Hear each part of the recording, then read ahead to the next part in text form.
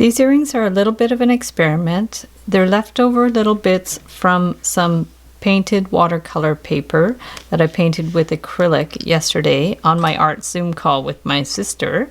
I filmed the process and put it over on my art channel. I'll link it up below.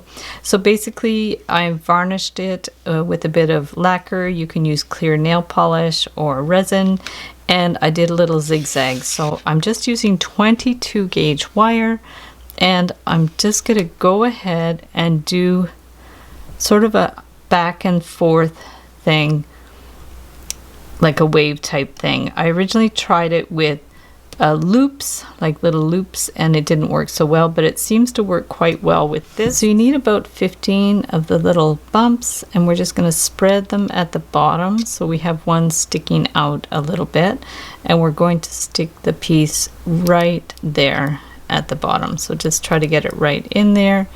You might have to make them a little wider if your piece is thick. So the idea is one goes behind and one goes in front. So in front, and then you lift this to the back. See, we're putting them on the back, and then we're going to lift it to the front, and this one to the back, and then that one to the front. So over here, we're just going to push this one up, and the number of these loops are going to depend on the size of your piece. So this one is to the back. We're going to bring that one, hop it to the front, and then hop that one to the back and to the front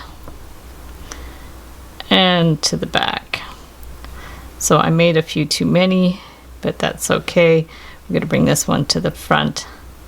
And then this one, you can just straighten them out if you have too many. So we're just going to bring this one in here, and then the last one to the back. And then we're going to have this last one, it's just going to come straight up. So it's just going to come straight up here. Originally I'd poked a hole in these papers, but I don't need the hole. So and then we're going to take this one. So just wind it all the way around. What I did in the previous one is I actually made another little loop. Just hold it with your round pliers, make a bit of a decorative loop at the top, and then just bring it around and clip it. All you have to do after that is just bend it and make a little loop at the top, round with your round pliers, wind it around and clip it, and then you can just fix it up with your flat pliers. This can bend, so just kind of push it so it's flat, and then we're going to take this hook.